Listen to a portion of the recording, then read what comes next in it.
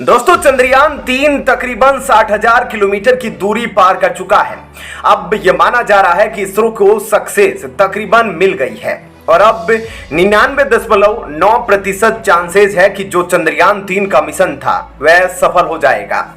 लेकिन चंद्रयान 3 से भी बड़ी चीज इसरो बना रहा था और यह सीक्रेट प्रोजेक्ट था। लेकिन इस प्रोजेक्ट के लीक होने के बाद, इसके खुलासे के बाद नासा के भी होश उड़ गए हैं। नासा अब इसरो पर भी भड़क गया है। यह चंद्रयान का भी बाप है और चीन और नासा ने इस प्रोजेक्ट के बारे में कभी सोचा भी नहीं था कि वह इस तरह के प्रोजेक्ट को सफल कर पाएंगे। लेकिन भारत के इस प्रोजेक्ट को बना रहा था इसरो। इसके लीक होने के बाद पूरी दुनिया में हलचल मच गई है। अब उसी प्रोजेक्ट के बारे में हम आपको डिटेल में बताते हैं। दोस्तों इसरो ने अब स्वदेशी अंतरिक्ष केंद्र यानी कि स्पेस स्टेशन तैयार करने की तैयारी तेज कर दी है और इसरो ने 2035 से पहले इसे तैयार कर लेने के लिए कहा है। इसके लिए इसरो को भारी भरकम पेलोड कक्षा में स्थापित करने के लिए प्लेन रॉकेट की जरूरत होगी, जिसे LGLV कहा जा रहा है।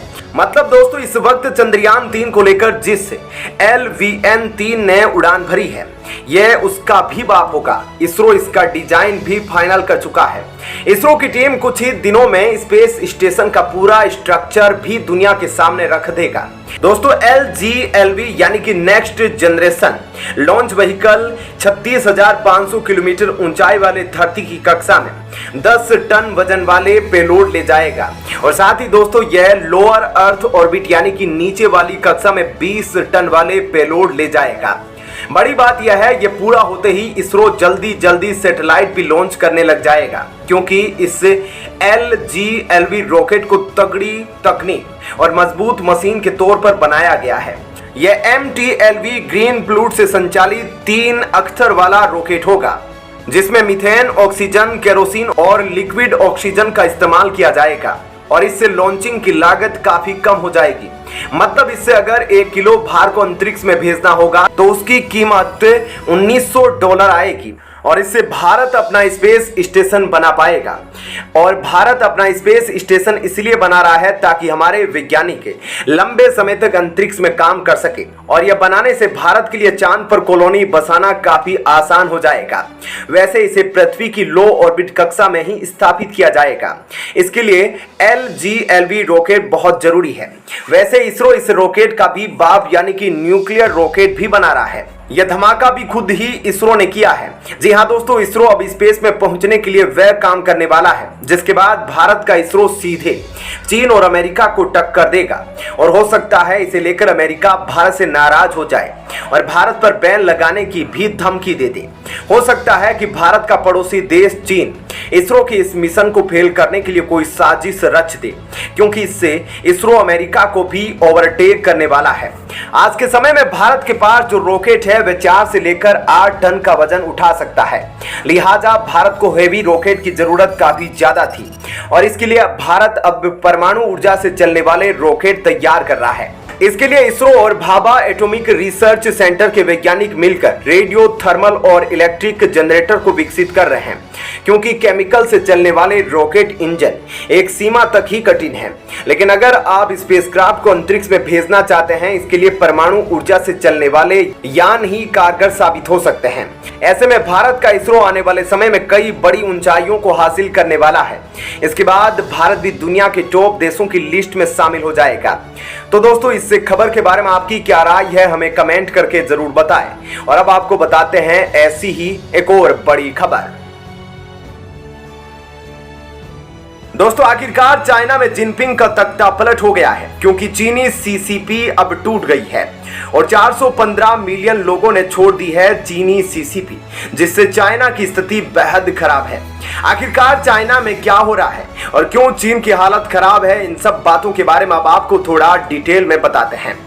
चाइना में एक समय लोकतंत्र हुआ करता था, लेकिन लोकतंत्र के साथ यहाँ CCP ने जन्म ले लिया और कम्युनिस्ट पार्टी ने लोकतंत्र वाले चाइना के अंदर धीरे धीरे लड़ाइयां शुरू करवाई, गृह युद्ध शुरू करवाए और युद्ध शुरू होने के बाद इन दोनों के बीच में CCP और चाइना की जो लोकतांत्रिक गवर्नमेंट थी, इनके बीच में एक के बाद एक समझौते भी हुए, लेकिन ये समझौते किसी काम के नहीं रहे। क्योंकि सीसीपी का बोलबाला हो गया और आखिरकार चाइना की जो सच्ची लोकतांत्रिक सरकार थी उसे भागना पड़ा और भागकर उसने एक द्वीप में शरण ली, जिस द्वीप को आज हम ताइवान के नाम से जानते हैं।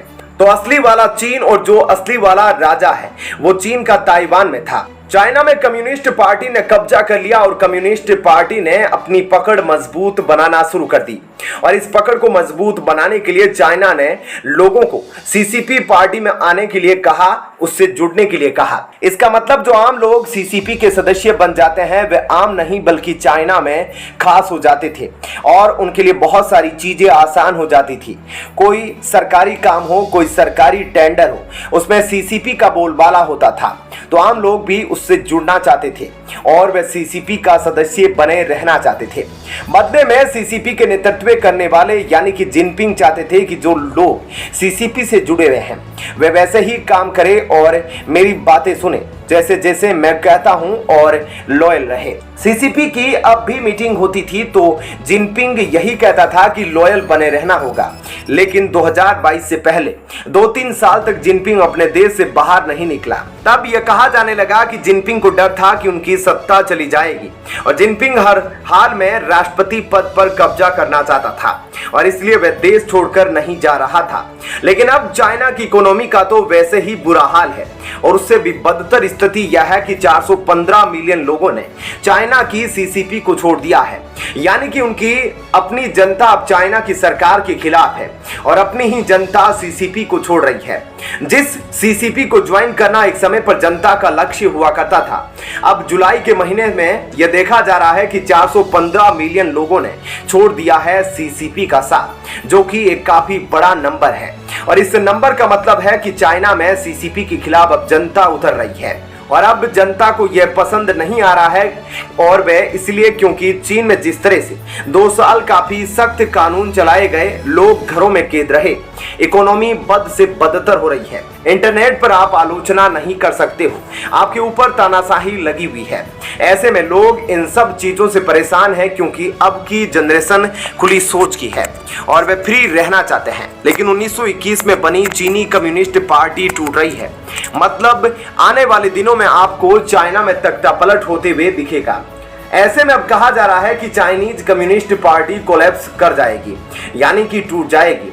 ऐसे में इन सब बातों से आप खुद ही अंदाजा लगा सकते हैं कि इस समय चाइना की हालत कितनी बद से बदतर हो जा रही है, क्योंकि ना सिर्फ बाकी इकोनॉमी बुरी तरह से फेल हो रही है बल्कि अब वहां की सरकार भी खत्म होने के कगार पर आ गई है।